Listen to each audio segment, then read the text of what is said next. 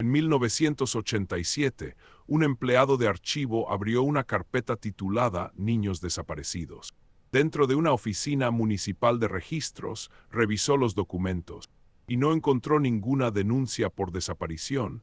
Las carpetas contenían nombres, edades, sellos oficiales, pero la línea de denunciante estaba en blanco en todos los casos. Eso significaba que nadie había buscado oficialmente a esos niños. Si un niño no figura como desaparecido, no hay un caso que reabrir, no hay autoridad a la que contactar, no hay obligación de buscar. A veces el sistema no pierde personas, a veces simplemente registra que nunca debieron ser encontradas. El edificio en sí no había cambiado mucho desde la década de 1950. La oficina municipal de archivos seguía ocupando la misma estructura estrecha cerca de la antigua plaza administrativa, con los pisos superiores cerrados al público y pasillos permanentemente en penumbra, incluso al mediodía. Las paredes estaban cubiertas por capas de pintura acumuladas durante décadas, cada una aplicada sin retirar la anterior, formando una superficie más geológica que arquitectónica. El polvo del papel flotaba en el aire y se asentaba sobre los escritorios, los libros de registro y las mangas del empleado mientras trabajaba. El hombre que abrió la carpeta esa mañana no era detective ni investigador. No estaba asignado a revisiones históricas ni a casos sin resolver. Su tarea era rutinaria y estrictamente procedimental: preparar un conjunto de expedientes antiguos para su traslado a almacenamiento permanente. Se estaban despejando estanterías para dar lugar a un nuevo proyecto de digitalización municipal, y todo lo que tuviera más de 30 años debía ser inventariado, sellado y registrado antes de ser cerrado. Trabajaba de manera metódica, sin curiosidad, siguiendo la misma secuencia que había repetido cientos de veces: abrir el cajón, sacar la carpeta, verificar la etiqueta, confirmar el índice interno, marcar la hoja de traslado, volver a cerrarla. La carpeta titulada Niños desaparecidos no llamó la atención al principio. Su cubierta era la estándar, cartón delgado, descolorido al mismo gris apagado que las demás. La tinta de la etiqueta se había corrido ligeramente con el tiempo, pero la letra seguía siendo legible, precisa, casi cuidadosa. En su interior había hojas individuales sujetas con clips, cada una con un sello oficial, una fecha y una breve línea de información mecanografiada. Nombres, fechas de nacimiento, números de registro municipal, todo lo que un expediente como ese debía tener, excepto el campo que más importaba. El empleado notó la ausencia solo porque estaba obligado a verificarla. Cada hoja incluía una sección titulada Denunciante, seguida de una línea en blanco y un número de referencia. En el primer documento, la línea estaba vacía. En el segundo también. Para la quinta página, dejó de pasar las hojas de manera automática y comenzó a revisar cada entrada con más atención, siguiendo los campos impresos con el dedo, como si la información pudiera aparecer si se detenía el tiempo suficiente.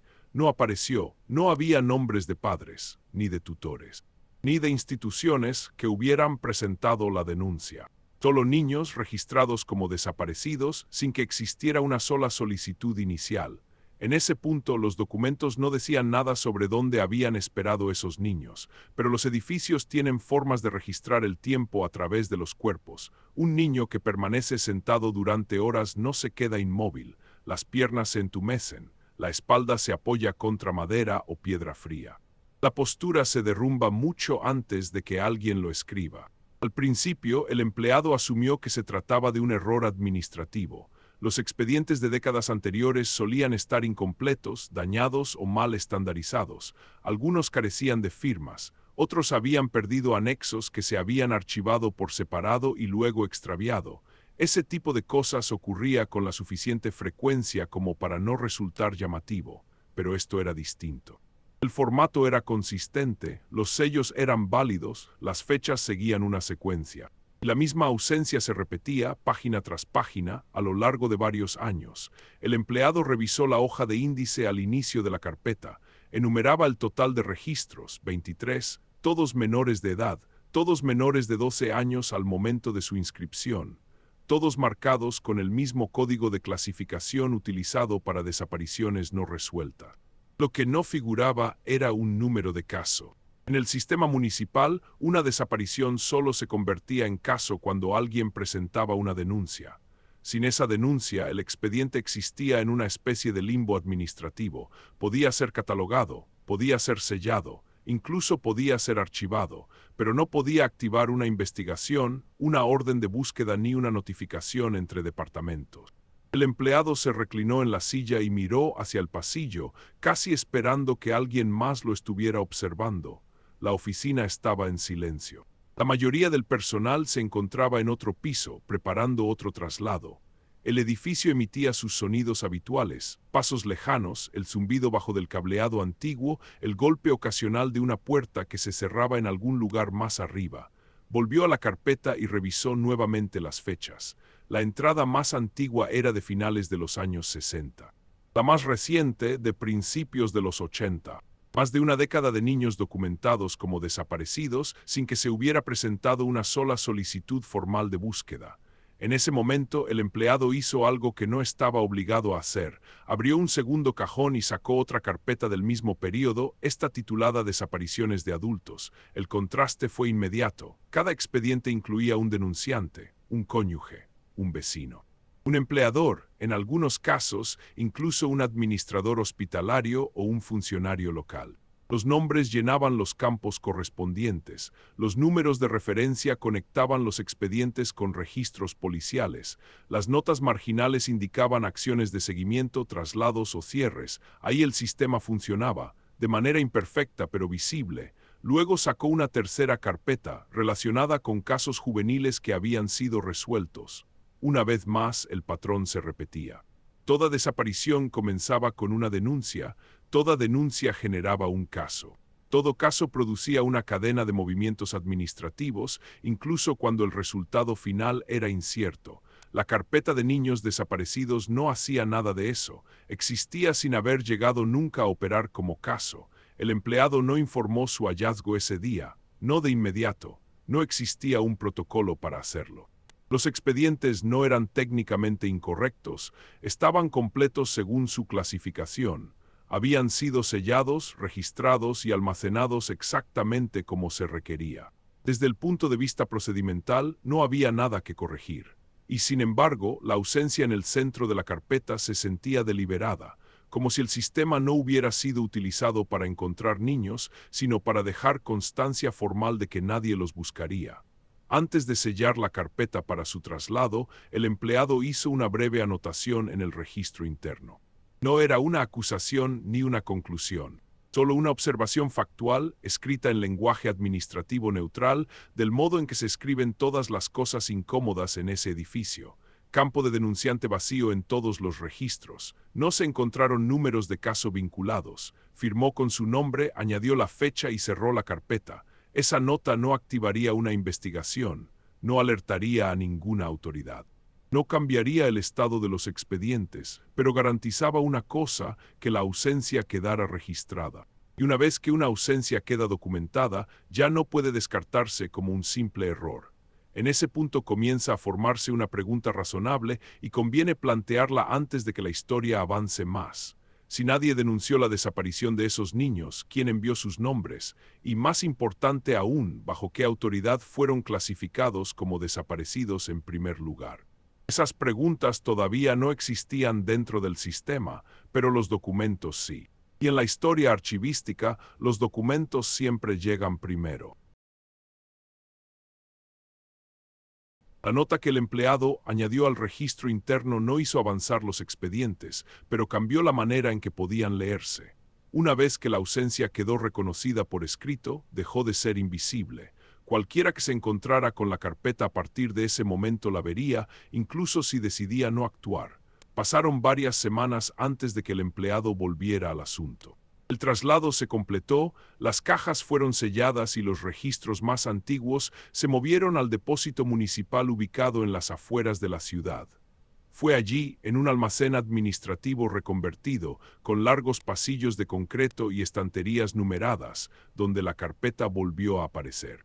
Esta vez no la abrió un empleado, sino un supervisor de archivos encargado de cruzar clasificaciones archivísticas como parte de una revisión regional de cumplimiento. Su función era procedimental, no investigativa. Era responsable de verificar que los registros heredados coincidieran con los nuevos estándares de catalogación introducidos a mediados de los años 80, especialmente aquellos relacionados con menores. La carpeta de niños desaparecidos falló de inmediato esa revisión.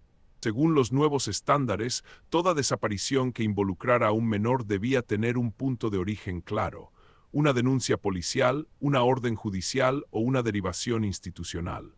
Sin uno de esos elementos, el registro no podía asignarse a una categoría archivística válida. Debía ser reclasificado o devuelto al departamento de origen para su aclaración. El problema era simple. No existía ningún departamento de origen. El supervisor revisó los sellos internos de los documentos, rastreándolos a través de los códigos del registro municipal. Cada sello correspondía a una oficina real, una que había existido en el momento en que se crearon los documentos. La mayoría de esas oficinas ya no estaban operativas, algunas se habían fusionado. Otras se habían disuelto por completo durante reformas administrativas. Un código, sin embargo, se repetía con más frecuencia que los demás. Pertenecía a un departamento ya desaparecido, conocido en traducción como la Oficina de Colocación Temporal de Menores. El nombre en sí no generaba alarmas. Departamentos con títulos similares habían existido en todo el país durante décadas, generalmente vinculados a servicios sociales o programas de asistencia de emergencia. Su función era limitada y específica: organizar colocaciones de corta duración para niños cuyos tutores no estaban disponibles por enfermedad, encarcelamiento o ausencia verificada. No eran responsables de personas desaparecidas, no llevaban investigaciones y no generaban expedientes de desaparición. El supervisor buscó en el índice del almacén otros materiales vinculados a esa misma oficina. Encontró registros de ingreso, listas de colocación y correspondencia con instituciones locales. Todo parecía administrativo, procedimental y poco llamativo. Los niños estaban listados, se les asignaban números de identificación y eran trasladados a hogares de acogida, hospitales o refugios religiosos. Pero había una discrepancia. Varios nombres de la carpeta de niños desaparecidos aparecían en las listas de colocación. Las fechas coincidían estrechamente, en algunos casos con solo días de diferencia. Un niño era registrado como colocado temporalmente, se le asignaba un número y meses después aparecía en el archivo como desaparecido. No había constancia de retorno. No había resumen de egreso. No había informe de seguimiento. En los casos normales, incluso en los no resueltos, existía una cadena documental que explicaba la transición. Un niño podía ser transferido a otra jurisdicción. Un caso podía cerrarse por una muerte confirmada o una reubicación. Esos resultados quedaban documentados, incluso cuando los detalles eran mínimos. Aquí la transición simplemente se detenía. En términos prácticos, eso significaba esperar sin un calendario. A los niños asignados a colocación temporal no se les decía cuándo volverían a trasladarse. Dormían donde los habían dejado, en bancos pensados para adultos, en suelos que olían a productos de limpieza y papel húmedo. El hambre aparecía antes que la documentación. El cansancio se acumulaba sin dejar rastro en el expediente. El supervisor señaló la coincidencia y presentó una consulta rutinaria ante la oficina jurídica municipal, solicitando aclaración sobre cómo debían manejarse esos expedientes según los estándares actualizados. La solicitud era técnica, formulada con precisión y cuidadosamente neutral.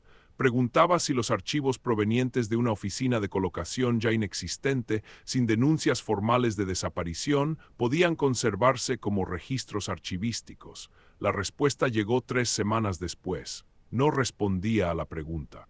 En su lugar, instruía al supervisor a mantener la clasificación existente y a abstenerse de reasignar los expedientes hasta nuevo aviso. La justificación citaba la continuidad administrativa histórica y advertía contra la reinterpretación retroactiva de registros heredados. En lenguaje burocrático eso no era inusual, pero el momento en que ocurrió sí lo era. A los pocos días de recibir esa respuesta, el supervisor notó que el acceso a varios índices relacionados había sido restringido, no sellados, no retirados, simplemente trasladados de forma discreta a un nivel de autorización más alto. No hubo anuncio alguno, no se ofreció explicación. El sistema había reaccionado. En este punto es importante comprender lo poco frecuente que es eso. Los sistemas archivísticos están diseñados para ser inertes, absorben información, la conservan y resisten el cambio, no responden de forma dinámica a las preguntas, no anticipan el escrutinio, a menos que alguien se lo indique. El supervisor no elevó el asunto más allá. Su cargo no se lo permitía y la respuesta de la oficina jurídica era lo suficientemente clara como para desalentar nuevas consultas. Completó su informe de cumplimiento, anotando la excepción en lenguaje codificado y cerró la revisión. Pero los expedientes ya habían comenzado a circular. En los meses siguientes, fragmentos de los mismos nombres aparecieron en otros contextos. Un libro de registros hospitalarios hacía referencia a un niño mediante uno de los números de identificación listados en las colocaciones, pero sin un registro de ingreso correspondiente.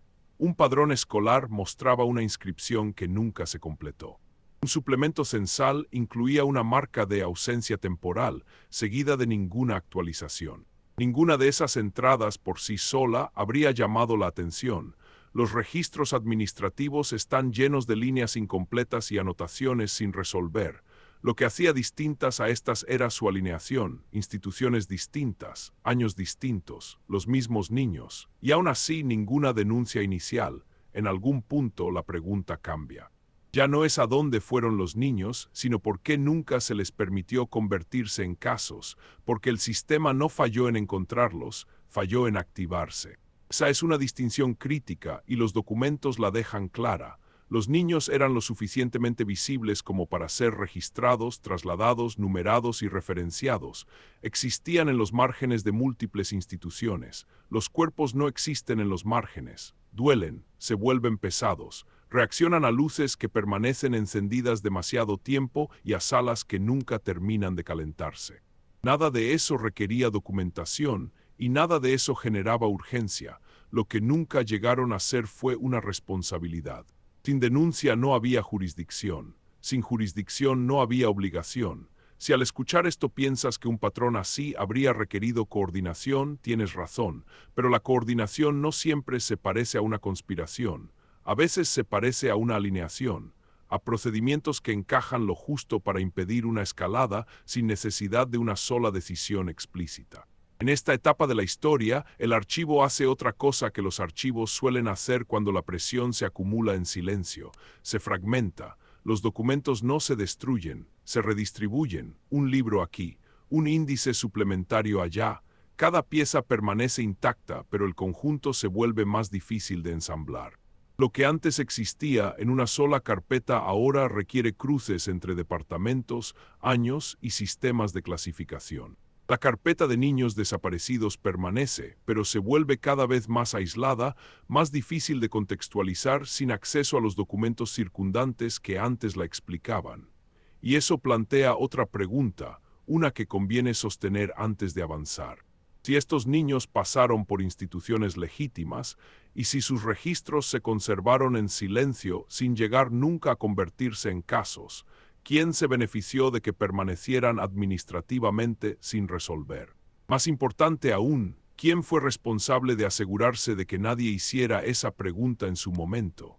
Si este tipo de reconstrucción archivística te interesa, o si quieres ver cómo un papeleo aparentemente neutral puede determinar resultados con más fuerza que una acción abierta, quizá valga la pena continuar con la historia. Lo que sigue depende menos de la especulación y más de lo que los documentos permiten demostrar, porque en la siguiente fase los registros dejan de ser pasivos. Empiezan a contradecirse. Los archivos rara vez se contradicen de forma abierta. Cuando lo hacen, suele ser el resultado de una reforma, un error o una migración incompleta de un sistema a otro. Lo que ocurrió aquí fue más silencioso y más preciso. Los registros no discutieron, simplemente dejaron de coincidir. La primera contradicción clara surgió a partir de un documento que nunca estuvo destinado a tener peso. Era un cuaderno manuscrito que llevaba un guardia nocturno municipal a finales de los años 70. No era un registro oficial. No tenía sellos, ni formato estandarizado, ni validez legal. Existía porque el guardia trabajaba solo y necesitaba una forma de recordar qué oficinas había cerrado, qué luces fallaban y en qué pasillos aparecían filtraciones durante el invierno. Junto a esas notas, en ocasiones escribía nombres, no sospechosos, no detenidos, niños. Las entradas eran breves, casi casuales. Un nombre, una edad aproximada y un lugar dentro del edificio donde se había visto al niño esperando, cerca de la escalera, afuera de la oficina de colocación, sentado en un banco junto al pasillo de archivos. Lo que volvió relevante al cuaderno décadas después no fue su contenido, sino su coincidencia. 3 nombres coincidían con los de la carpeta de niños desaparecidos. La caligrafía era distinta de la de los documentos mecanografiados del archivo. La ortografía variaba ligeramente. Pero las edades y las fechas se alineaban lo suficiente como para descartar la casualidad. Según el cuaderno, esos niños habían estado presentes en el edificio municipal semanas, a veces meses, después de su última entrada oficial de colocación. No habían sido denunciados como desaparecidos, no estaban registrados como residentes, pero estaban físicamente allí. El cuaderno sobrevivió por accidente. Había sido guardado junto con registros de mantenimiento sin relación durante una mudanza de archivo y quedó mal rotulado. Cuando reapareció en un inventario posterior, nadie lo señaló como significativo. Permaneció en el archivo como una anomalía, desconectado de cualquier expediente reconocido, hasta que alguien reparó en los nombres. Una vez establecida esa conexión, la coherencia previa del sistema comenzó a deshacerse. Los libros de registros hospitalarios, que antes parecían ambiguos, empezaron a leerse de otra manera. Una nota marginal que indicaba que un niño estaba en espera de traslado dejó de sugerir un retraso y pasó a parecer un estado prolongado de suspensión. Una inscripción escolar marcada como documentación pendiente comenzó a verse menos como lentitud burocrática y más como una retención deliberada. Los niños no se habían perdido entre instituciones, habían quedado retenidos entre estados. Entre estados el cuerpo no se adapta, se tensa. El traslado deja marcas incluso cuando el destino no queda registrado. Los viajes largos entumecen las articulaciones. El miedo no necesita explicación para instalarse en el pecho. Nada de eso violaba el procedimiento. Nada de eso requería una denuncia. Esta distinción importa. En términos administrativos, estar entre estados significa estar bajo supervisión sin protección. Significa existir en una categoría que permite el movimiento sin responsabilidad. Los documentos no lo decían de forma explícita, pero lo demostraban a través de la ausencia. Cada vez que una transición debía haberse formalizado, el rastro documental se detenía justo antes de hacerlo. En ese punto apareció otro tipo de registro, el testimonio personal. No declaraciones juradas ni deposiciones, sino entrevistas realizadas años después como parte de un proyecto de historia oral sin relación directa con el caso. El proyecto se centraba en trabajadores municipales que habían prestado servicio a finales del siglo XX, documentando sus experiencias antes de jubilarse. La mayoría de las entrevistas trataban sobre condiciones laborales, reformas administrativas y rutinas diarias. Una entrevista, sin embargo, incluía un recuerdo no solicitado. Una ex asistente de servicios sociales describió a niños que se quedaban demasiado tiempo. No los nombró. No habló de abusos ni de encierros. Lo que describió fue la espera. Niños asignados a colocación temporal que nunca eran reasignados, nunca regresaban y nunca eran dados de alta de manera formal. Siempre estaban a punto de irse, dijo. Pero nunca se iban. El entrevistador no profundizó. El comentario no encajaba con el alcance del proyecto. Permaneció incrustado en la transcripción sin examinar durante años. Al cruzarse con las listas de colocación, el período laboral de la asistente coincidía con varias de las entradas no resueltas. Ella habría estado presente durante la misma ventana temporal en la que los niños aparecían en el archivo sin llegar a convertirse en casos. Aún así, aquello era circunstancial. Los archivos se construyen sobre documentación, no sobre recuerdos. La memoria es poco fiable. El papel, en teoría, no lo es. Esa suposición falló a continuación. Un registro de transporte de un servicio vehicular contratado enumeraba múltiples trayectos entre edificios municipales e instalaciones regionales durante los años relevantes. La mayoría de las entradas eran estándar: suministros, documentos, traslados de personal. Un subconjunto, sin embargo, listaba pasajeros sin nombres, descritos únicamente mediante números. Esos números coincidían con el sistema de identificación utilizado por la oficina de colocación. Según el registro, varios de esos pasajeros fueron transportados después de su última fecha oficial de colocación, en momentos en los que no debía haberse producido ningún traslado autorizado. Los destinos eran imprecisos, marcados solo como regional o externo.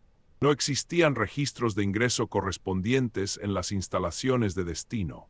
Este fue el primer punto en el que los documentos hicieron algo más que omitir información. Se contradijeron activamente. Un sistema registraba movimiento, otro no registraba nada en absoluto. En términos administrativos, esto no es un vacío, es una colisión. Alguien autorizó un traslado sin autorización, alguien recibió a los niños sin admitirlos, o alguien se aseguró de que los registros de recepción nunca se crearan. Ninguna de estas posibilidades requería secreto.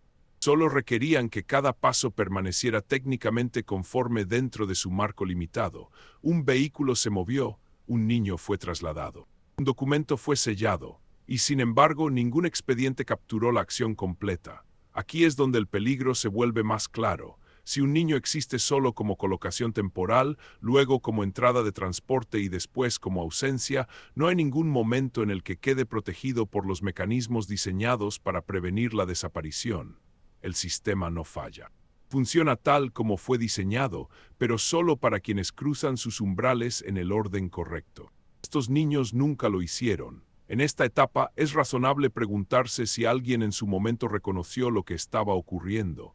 Los registros sugieren que algunos lo hicieron, pero no de maneras que permitieran intervenir. Aparecen notas en los márgenes. Los retrasos quedan anotados sin explicación. Las solicitudes se registran y quedan sin respuesta.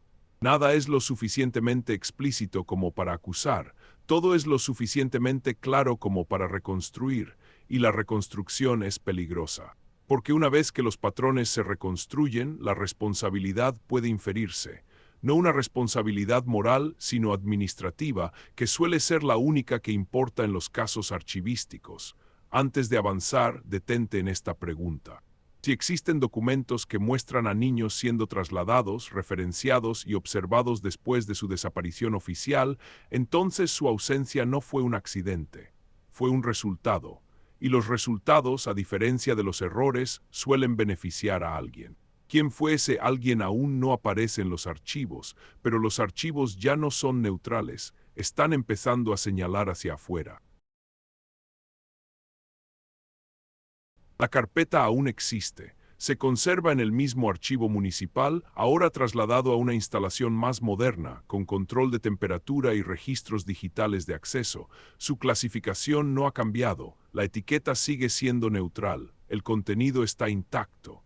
Lo que cambió de manera silenciosa fue su estatus. A comienzos de la década de 1990, tras una reestructuración regional de los servicios sociales, los registros asociados a la antigua Oficina de Colocación Temporal de Menores fueron revisados de forma formal. La revisión no reabrió casos, no asignó responsabilidades, no generó órdenes de investigación, emitió una conclusión procedimental.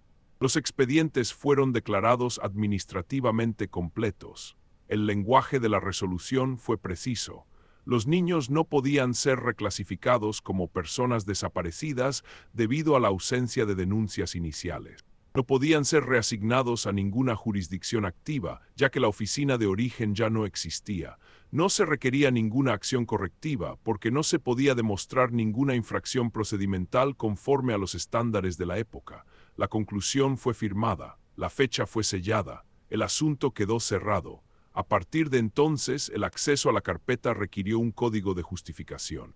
No una prohibición, solo un filtro. Los expedientes podían consultarse con fines históricos, pero no modificarse, complementarse ni escalarse. Cualquier intento de vincularlos con registros externos generaba una notificación registrada de forma automática y revisada sin comentarios. Con el paso del tiempo, los documentos circundantes se fueron reduciendo. Los índices se reorganizaron. Los libros suplementarios se digitalizaron de manera selectiva. La carpeta permaneció, pero cada vez más sola, con referencias que ya no apuntaban hacia afuera. Hoy, si alguien la abre, encontrará exactamente lo mismo que encontró el empleado años atrás: nombres, edades, sellos oficiales y una línea vacía donde debería figurar un denunciante. No hay ninguna anotación que explique por qué nunca se buscó a esos niños. No existe un apéndice que aclare qué fue de ellos. El archivo no especula, no acusa. Conserva únicamente aquello que pasó por sus procedimientos. En el inventario final, la carpeta se describe mediante una frase archivística estándar: registros conservados por integridad, no se requiere ninguna acción adicional. Esa frase no significa que no haya ocurrido nada, significa que no queda nada por hacer, y en términos administrativos, esa distinción es definitiva.